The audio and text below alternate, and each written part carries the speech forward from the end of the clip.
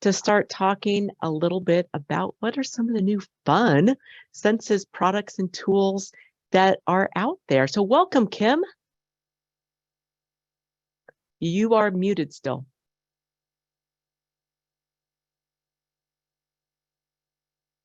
Am I unmuted? There we go. Okay, fantastic. Thank you. Yesterday, no problems with audio. Today, all the problems I could ask for.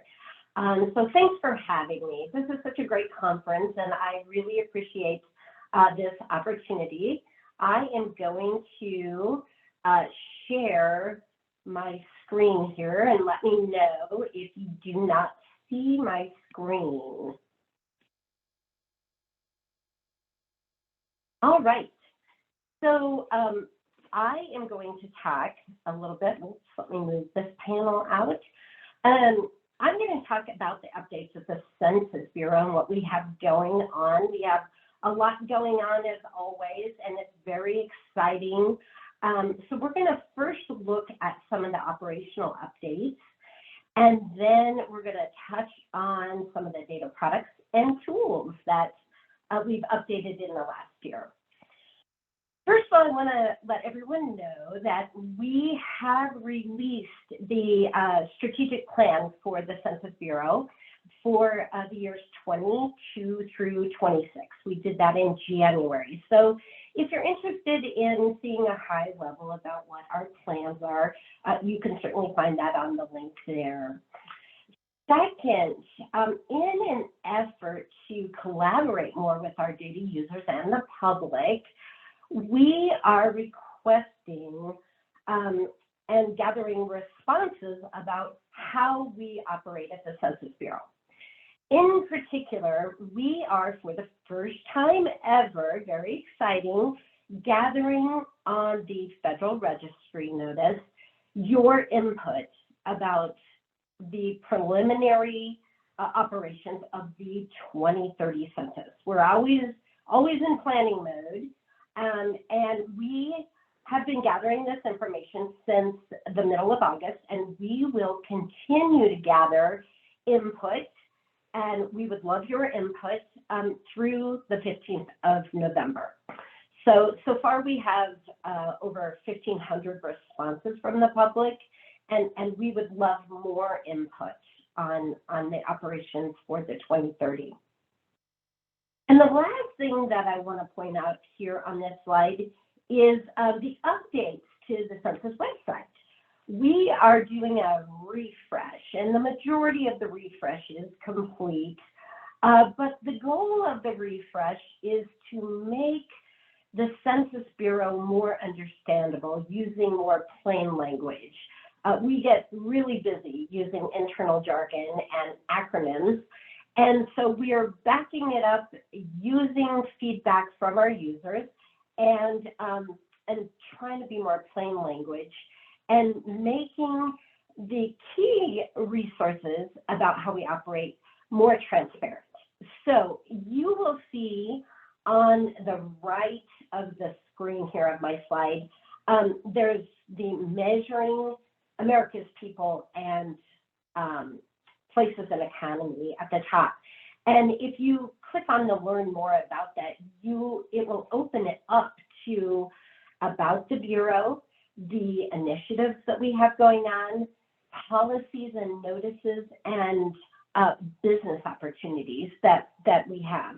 So we would love for you to interact with us more at the Census Bureau and use these more dynamic features in plain language. Okay, so one of the products that we have started at the Census Bureau are experimental data products. These are innovative statistical products created using new data sources and methodology that benefit data users in the absence of other relevant products.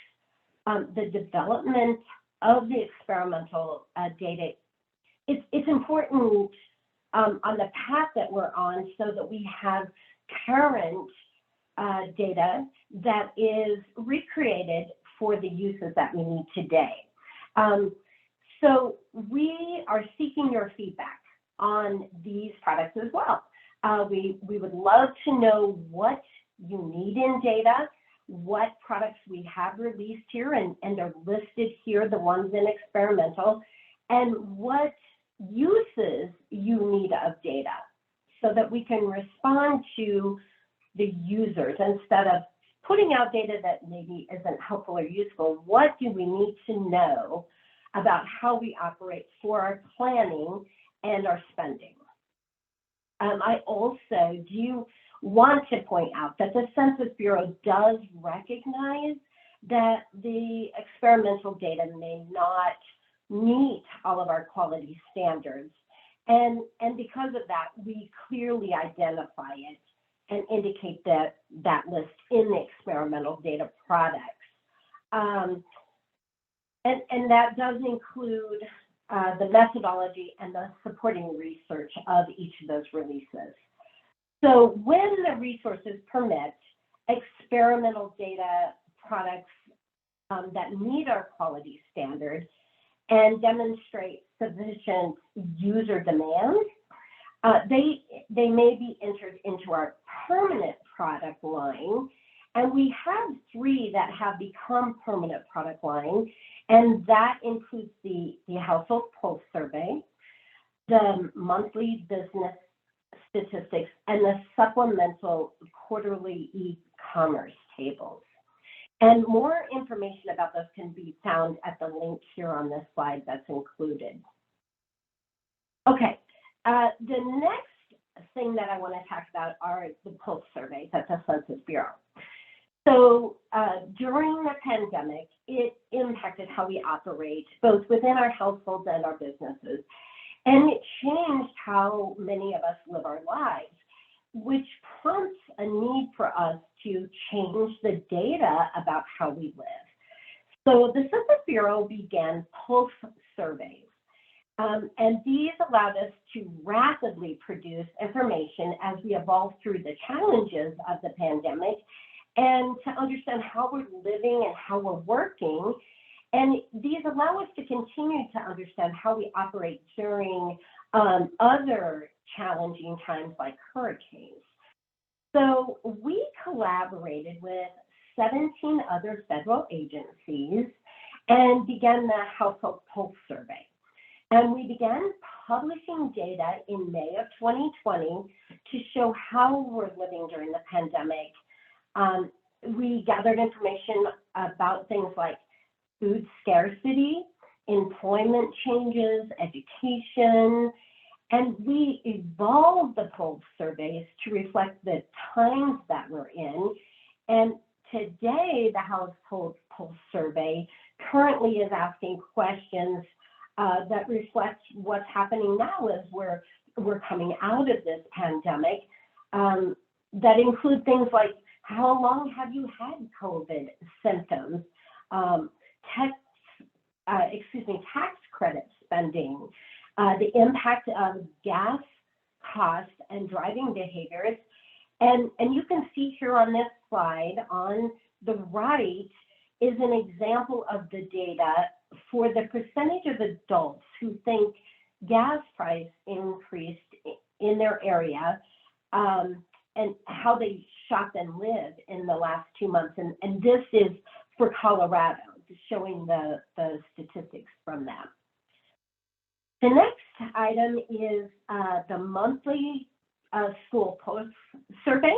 We began that this year in January, and it is asking questions at the school level of the principals about different topics of the operations of schools, instructional modes offered, enrollment counts and subgroup enrollments for online learning, the safe and healthy school mitigation strategies. How are they making the schools safe since the transition of the pandemic, and information on staffing of the schools and food supplies at the schools, the school meal programs.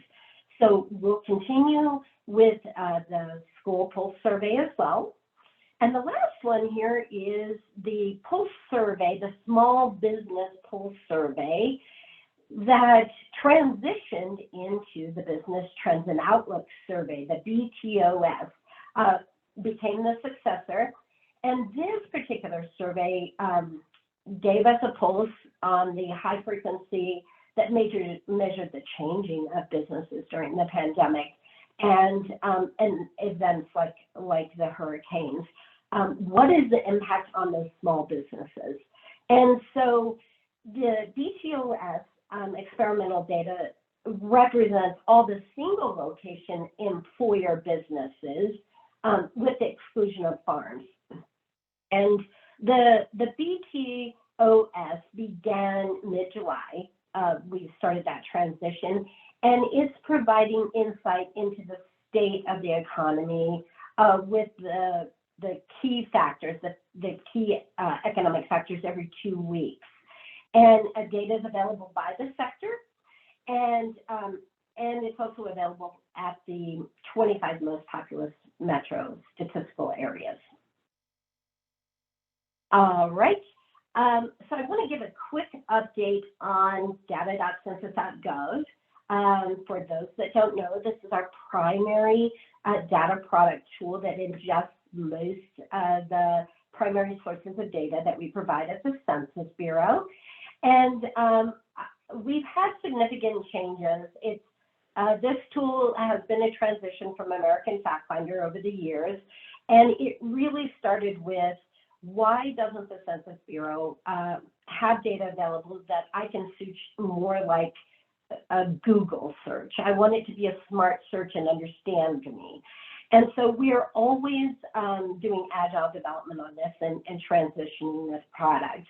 The first big transition that happened this year was the unified search. So when you're using this tool, when you type in the global search, it now does interface with the subject filters, where before it was one or the other, but now it does interface with those subject filters like topic, geography, and year. The second big item that improved on this was the access to geographic filters. It was a singular, very frustrating tool to use geographically, and now we've upped that to 250 geographic summary levels, and you can do those in groupings of alls. For example, all counties within, all tracts within a hierarchy of geography. The action items are now visible for things like downloading, exporting, copying, and printing. Those used to be kind of tucked away, and now they're on the main screen visibility. We've improved actions on the tables as well. Not all, but a lot of the tables, selected tables, have an on-off switch for the margin of error. We also have freeze columns created and the ability to customize columns. And the last item I want to point out is the geographic profiles. When you begin your searching, if you begin on the Explore Census Data page and type a geography in, you would land on a geographic profile.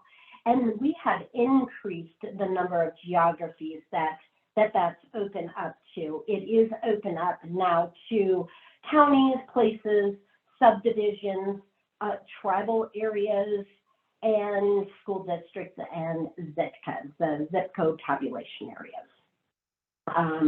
And then let me go over to my favorite item on data.census.gov. I'm so happy we finally got this one in there. On the mapping feature in American FactFinder, you used to be able to overlay geographic layers. It is finally in data.census.gov. So when you're on the mapping feature, whatever geography selections you've made in your data search, you can now overlay the boundary lines and the boundary labels to identify other geographic areas. Where this is looking up at Adams County, where there's a lot going on up there with a growth going on and the amount of municipalities that are partially in Adams County. So now you can view those geographic updates going on, and those changes in multiple boundary lines. All right, and lastly for this session, I want to point out that we have a product line for data equity. And I'll talk a little bit more in detail about some key products in our data equity line, but we have a page dedicated to data equity tools. It can be found under the Data and Map tab of the Census Bureau homepage. We currently have 10 tools provided in the data equity. Each of the tools in here provide information to assist with underserved communities, and they have interactive maps for visual comparison. The source for the information on each of the data equity tools also has downloadable features, resource connections, guides and videos for how to operate and use each of these tools. And they also can connect you to some of the Census Academy sources for utilizing and understanding these particular data tools. And I'll wrap it up with letting you know that I am one of the many data dissemination specialists across the country, and it's my role, along with my colleagues, to provide trainings and presentations upon request for anyone that needs assistance using the Census website or understanding the data tools. If we don't have the ability to help you, we will put you in touch with those subject matter experts. We run and operate Census Academy, where you can find training resources like data gems, the courses, participate in webinars, and view the recorded webinars. And all of the services are free on behalf of the Data Dissemination and Training Branch, so you can feel free to contact our staff or myself directly. I provide services to the state of Colorado, where I do reside. I'm a resident and native here in Colorado. And thank you for giving me this opportunity, Elizabeth and Adam, to share what we have going on at the Census Bureau. Super. Thank you so much, Kim. And a big shout out. Honestly, I think we're one of the more lucky region states in terms of having Kim available as a resource for questions and answers, for trainings, for all of these different pieces, because she's been in the system for a bit, so she really does know her census stuff. We did have one question come in, or two questions come in, and you can decide if these are things that you can answer it or not. One has to do with the 2020 Census Quality Metric Viewer. Is that something that you are experienced in? I'm familiar with it. I would never say I'm a subject matter expert in that.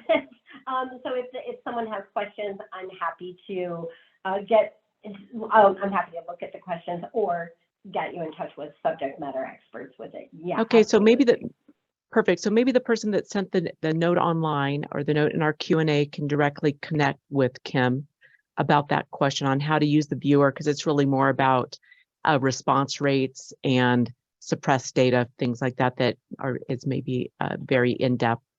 And actually that same person can ask you the same question they have as the same person asked two questions about like the response rates for the school principals within that pulse survey about education. So maybe they can connect you directly about those response rates.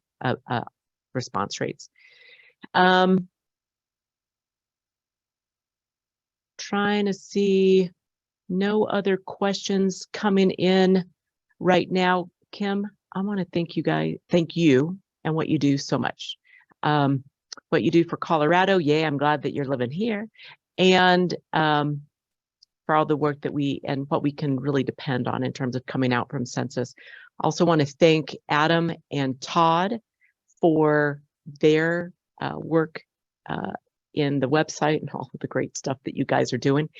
With that, we are going to take a quick break, and come back in, we're going to make it 5, so it's going to be a weird number. It's going to be 123, so that we can stay close to on time throughout the day. But with that, we'll take a quick break just so people can stretch. Thanks so much.